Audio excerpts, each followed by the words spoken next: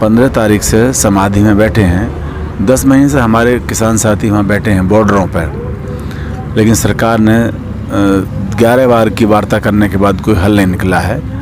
तो सरकार ने जब ये कहा कि हम संशोधन करना चाहते हैं, बिल तो वापस नहीं होंगे, तब हमने इस कानून पर अध्ययन करके उनमें संशोधन निकाले हैं। तो हम चाहते हैं कि सरकार आए, बात करे और संशोधन। तो सर संशोधन के लिए तो तैयार है ना सरकार? तो हम कहाँ मना कर रहे हैं, तैयार है तो आए। पर संयुक्त मोर्चा तो नहीं मानना ना इस बात को सर?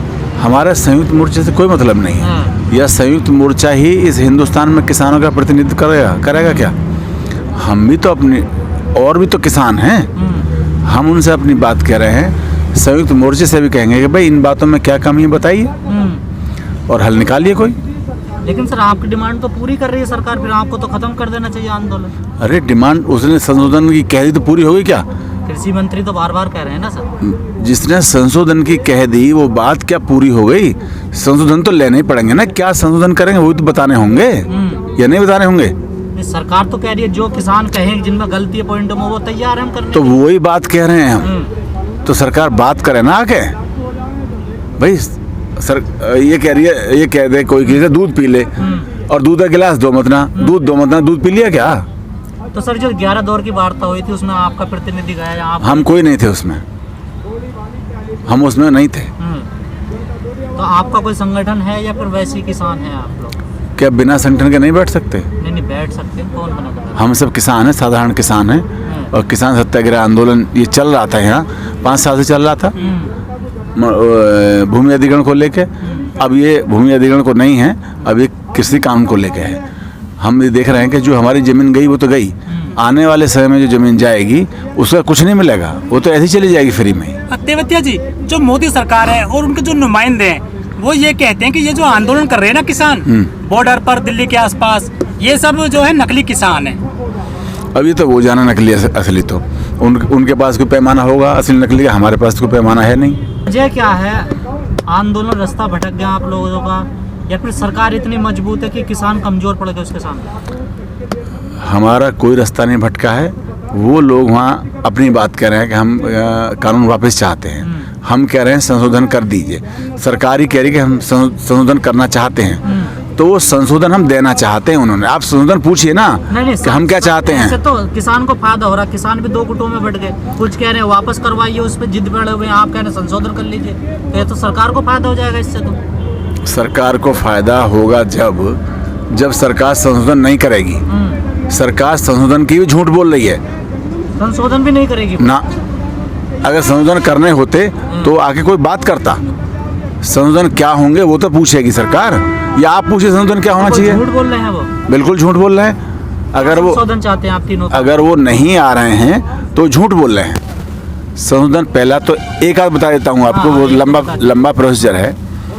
जैसे सरकार ने किसान की परिभाषा दी है, किसान की परिभाषा में उन्होंने कहा है वो व्यक्ति, पर्सन को लिया है, वो व्यक्ति जो खेती कर रहा है या लेबर को हायर कर खेती करा रहा है, या और कोई कौन हो सकता है, या वो समिति, वो किसान है जो मालिक है उस जमीन का, जिसका रिकॉर्ड दर्ज है राजस्व में। वो कौन है? फिर सरकार बताए वो कौन है। सरकार ने किसान की परिभाषा बदलने की कोशिश क्यों की है, या बदल क्यों दी है? ये भूमि अधिग्रहण में किसान वो है जिसके नाम सरकारी रिकॉर्ड में जमीन है। राजस्व संहिता में किसान वो है जिसके नाम सरकारी रिकॉर्ड में जमीन है। चकबंदी में किसान वो है जिसके नाम राजस्व रिकॉर्ड में जमीन है। तो कॉन्ट्रैक्ट फार्मिंग में वो किसान क्यों नहीं रहा जिसके नाम जमीन है? वो कौन है? फिर उसका बताइए। हमें सरकार से पूछना चाहते हैं कि सरकार ने एक कानून में किसान की परिभाषा को क्यों बदला? मकसद क्या है फिर सरकार का इन कानूनों को? सरकार की मंशा ठीक नहीं है। सरकार की मंशा इस देश की आत्मा को मारने की है। अगर सरकार की मंशा ठीक होती, सरकार हमें सशक्तिकरण जो नाम दिया कानून को, अगर सशक्तिकरण करना चाहती है तो ये लेके आए मंडी एक्ट में कहते हैं कि भाई हम प्राइवेट बायर्स को ले आए हैं आपके पास, और अब आप निर्यात भी करिए और कहीं भी बेचिए। तो मैं आपकी जानकारी के लिए बता दूं, किसान को कहीं भी बेचने की स्वतंत्रता थी, पहले से थी। खरीदने वाले को स्वतंत्रता नहीं थी। खरीदने वाले को पाबंदी थी, क्योंकि एसेंशियल कमोडिटी एक्ट था, पहले से आवश्यक वस्तु अधिनियम था, और मंडी समिति थी कि वो मंडी में ही जाकर खरीद सकता था। वो कहीं गांव में जाकर अगर खरीदारी करता तो एसडीएम उसे पकड़ लेता था कानून के उल्लंघन में। अब इन्होंने क्या किया, इन्होंने खरीदार को फ्री कर दिया कि अब आप कहीं भी जाकर खरीदिए, अब आप पे ना बाहर टैक्स लगेगा ना मंडी में टैक्स लगेगा। सरकार तो कह रही ऑप्शन दे रहे हैं किसानों को, ग्लोबल मार्केट में ला रहे हैं किसान को, जो अब समय से मेरी बात पूरी सुन लीजिए, अभी बताता हूँ ऑप्शन भी। ग्लोबल मार्केट में आदमी 1 किलो टमाटर लेके जाएगा क्या? ग्लोबल मार्केट में कौन जाएगा? अभी ग्लोबल मार्केट के ये आए, बिग बाजार वगैरह आए, तो क्या जो परचूने की दुकान वाला है वो बिग बाजार बन गया क्या? बन गया क्या बिग बाजार? नहीं बना ना। हम जो कहना चाहते हैं उसे समझिए। इन्होंने ये कानून ले आए तो किसानों को ये लगा कि मंडियां ख़त्म हो जाएंगी। जब मंडी में कोई बेचने खरीदने नहीं जाएगा तो मंडियां ख़त्म हो जाएंगी। उनका ये ऐसा मानना है जो हमारे बॉर्डर बैठे हैं। लेकिन उसका समाधान है, उस कानून में एक संशोधन और कर दीजिए कि जिन 23 वस्तुओं की एमएसपी सरकार निकालती है उनकी खरीदारी पूरी साल सरकार सुनिश्चित करे, यानी कि सरकार पूरी साल उन्हें खरीदे। खरीद की गारंटी हो। गारंटी नहीं कह रहे हैं हम, खरीदे। गारंटी क्या होती है? जैसे गेहूं का सीजन है तो उस समय गेहूं के कांटे लग जाते हैं, बाकी टाइम नहीं खरीदती है सरकार, तो पूरी साल खरीदे गेहूं। सरकार पूरी साल गेहूं खरीदने के लिए तैयार रहे, उसके अपने दुकानें हों या जो भी उनका सिस्टम हो वो लगाए रखे। किसान को अगर प्राइवेट मंडी में बेचना है तो प्राइवेट में जा बेचेगा, आपके एमएसपी बेचना तो आपके यहाँ बेच देगा। कम से कम एक बात तो तय हो जाएगी कि किसान को ये पता रहेगा कि तेरा माल एमएसपी पे सरकार खरीद लेगी। अगर सशक्तिकरण वाकई में करना चाहते हो तो एमएसपी पे जब सरकार खरीदेगी तो जो प्राइवेट लोग आएंगे खरीदने के लिए वो निश्चित रूप से एमएसपी से ज़्यादा खरीदेंगे, तो किसान को फ़ायदा होगा। अब यदि सरकार हट गई बीच में से, सरकार ने खरीदना बंद कर दिया, तो जो प्राइवेट लोग आएंगे खरीदने के लिए वो क्या रेट देंगे, इसको कौन गारंट करे? मनमाने ढंग से खरीदेंगे। तो उन्हें मनमाने ढंग से रोकने के लिए उन पर कोई कानून नहीं ला दिए, बस तुम खरीदिए, सरकार खरीदे बस। तो आप चाहते प्राइवेट सेक्टर में भी एमएसपी होनी चाहिए? ना, बिल्कुल नहीं चाहते। प्राइवेट सेक्टर में एमएसपी रहेगी तो प्राइवेट सेक्टर कहाँ रहेगा? प्राइवेट सेक्टर तो ऊंचा भी जा सकता है, नीचा भी जा सकता है, उसे तो फ्री छोड़िए, जैसे बाजार चलता है बाजार पर छोड़िए। एमएसपी पे सरकार खरीदे, सरकार एमएसपी के लिए एंटाइटल है, उसका वचनबद्ध है। जो जिन चीजों पे एमएसपी है अभी भी सरकार जिनकी खरीद, जैसे आपने कहा कांटा पूरे साल लगाना चाहिए, वो तो सीजन में भी नहीं खरीद पाती। यूपी के हालात आपको पता ही है। ये वो जान है, फिर ये काम हमारा नहीं है। क्यों नहीं खरीद पाती, क्यों नहीं खरीदेगी, ये वो जाने सरकार। सारा काम हमारे थोड़ी है, कानून वो लेकर आए, हम थोड़ी लेकर आए। ये उन्हें तय करना है, उन्हें तय करना है कितने क्षेत्र में गेहूं बोएं, ये व्यवस्था करें फिर वो। देवतिया जी, आपको नहीं लग रहा सरकार के हाथ से जैसे बात निकल गई हो या फिर अब कुछ बचा ही ना? नहीं, कुछ नहीं निकला, सब ठीक है। सरकार जब चाहे जब बदल सकती है, जब चाहे जब संशोधन कर सकती है। ऐसा नहीं है कि इसे और ही लोग चला रहे हैं।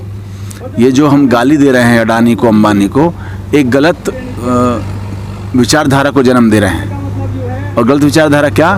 कि मालिक के प्रति नौकर का गलत व्यवहार, गलत संदेश, गलत उसका इंटरप्रिटेशन।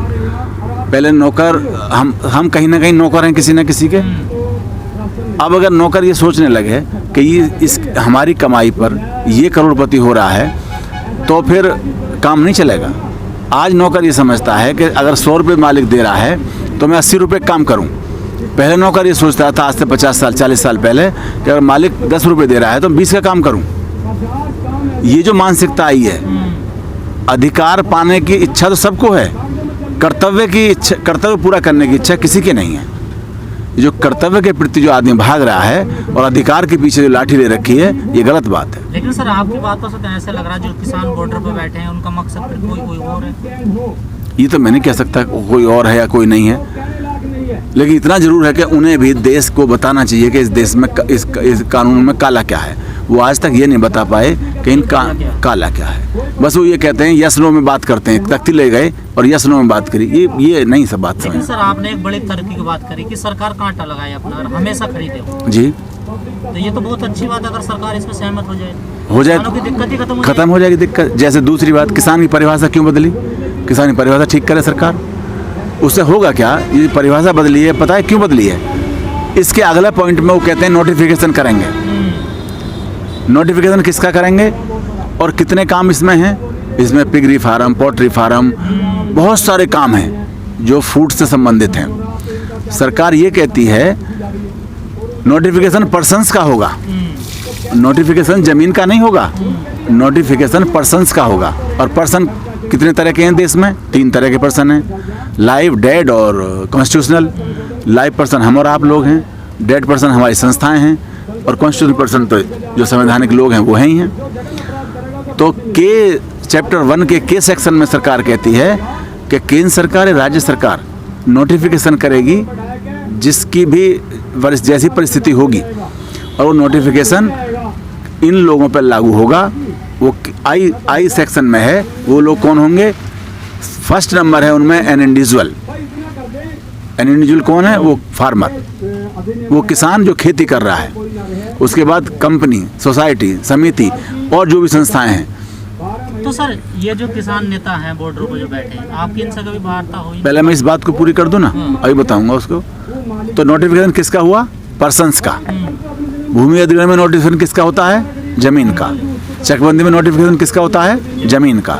राजस्व परिषद में नोटिफिकेशन किसका होता है? जमीन का। पहला कानून है जिसमें पर्सन का नोटिफिकेशन होगा, यानी कि जो लैंड ओनर है, जो किसान की परिभाषा बदली हो, बदली इसलिए है ताकि लैंड ओनर को ढूंढना ना पड़े इस जमीन का लैंड ओनर कौन है। जो पटवारी रिपोर्ट दे दे, नोटिफिकेशन हो जाएगा और पटवारी रिपोर्ट दे देगा कि ये आदमी किसान है जो खेती कर रहा है, तो वो उस जमीन का एग्रीमेंट कर देगा, चाहे मालिक उसका मैं हूँ चाहे आप हूँ। ये भी खतरा है। ये खतरा नहीं तो है ही, ये तो कानून में लिखा है, नोट खतरा। अगर कानून लागू हुआ तो ऐसा ही होगा। ये इसलिए मेरे अब जो क्वेश्चन किया आपने, जो कि उन किसानों ने क्यों नहीं कही ये बात, ये उनको ये बात समझानी चाहिए थी पूरे देश के किसान को। उन्होंने ये बात नहीं समझाई, जिसकी वजह से आंदोलन कमज़ोर पड़ता जा रहा है। और हर कीमत पे मैं उनकी इस बात को भी गलत मानता हूं कि वो वापसी की जिद पर हैं। उन्हें संशोधन की बात भी करनी चाहिए थी। सर जैसी बात आप कर रहे हैं ऐसी बात सरदार बीएम सिंह करते थे, उन्हें आंदोलन छोड़ना पड़ा। वो एमएसपी की गारंटी की बात करते थे केवल, और कोई बात उन्होंने नहीं की कभी।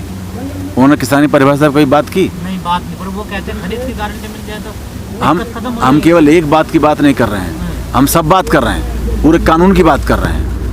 उन्होंने कहा कि एमएसपी गारंटी हो, और यही लोग पहले एमएसपी की गारंटी को मना करते थे सब। अगर एमएसपी गारंटी हो गई, एमएसपी मैंडेटरी हो गया, गारंटी तो छोड़ दीजिए, एमएसपी गारंटी की नहीं कहते थे, मैंडेटरी कहते थे। अगर एमएसपी मैंडेटरी हो गया तो क्रेशर कैसे चलेंगे ये? और खेत में क्या एक जैसा अनाज पैदा होता है? खेत में अच्छा बुरा कहीं बेकार कहीं वैसे भी तो कैटेगरी नहीं बनेगी क्या?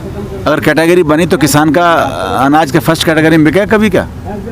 आज तो किसान का कैसा ही भी अनाज हो फर्स्ट एक कैटेगरी में बिकता है, एमएसपी पे बिक जाता है। अगर सरकार लेती है तो, या और कोई लेता है तो वो भी उसी, चाहे मंदा ले चाहे तेज लेगा एक रेट में, तब कैटेगरी नहीं बनेगी क्या? हमने गंभीरता से, हमारे किसान नेताओं ने कभी समस्या में विचार नहीं किया। सर आप अगर बात करें सरकार से, मुझे लगता है रास्ता निकल जाएगा। बिल्कुल, हम रास्ते के लिए बैठे हैं। हम किसान का हित भी चाहते हैं और देश का हित भी चाहते हैं। हम केवल किसान ही देश नहीं है, हर व्यक्ति इस देश का उतना ही सम्मानित है जितना किसान सम्मानित है। किसान को भगवान नहीं है। सर आपने इतना बड़ा आंदोलन करा भट्टा पास, इतना बड़ा नाम है आपका, अब पीछे कैसे रह गए आप इस आंदोलन? उन लोगों से हमारी बात नहीं थी। अब हमने देखा कोई रास्ता नहीं निकल रहा है, देश इस बात पे फंस गया है। तो ये सरकारें ऐसे तो बुलाती नहीं किसी को, बात करती नहीं किसी से, तो एक आंदोलन रास्ता होता है अपना। तब हमने ये आंदोलन शुरू किया, बहुत सोच समझ के, उनको देखने के बाद कि शायद सरकार उनके साथ कोई फैसला कर देगी तो सबके लिए मंजूर हो जाएगा। अब वो नहीं कर पा रही हैं तो हम रास्ता निकालना चाहते हैं कि रास्ता निकले और ये आंदोलन ख़त्म हो, सब किसान अपने घर जाएं और अपना अपना काम लेकिन करें। सर आपकी बात से लग रहा है कि ये संयुक्त मोर्चा के 40 नेता ये रास्ता निकालना नहीं चाह रहे। 40 नेता रास्ते की तो बात छोड़िए, 40 नेता अपना एक नेता ही चुन लें पहले। हाँ, उनमें भी खटास है। ये 40 नेता ये चुन लें कि हमारा नेता ये है, बस ये बात करेगा। इन 40 नेताओं में आपस में भी किसी पे विश्वास नहीं है, और जहाँ परिवार में विश्वास ना हो वहाँ कोई तरक्की नहीं हो सकती, कोई फैसला नहीं हो सकता, विवाद बना ही रहेगा।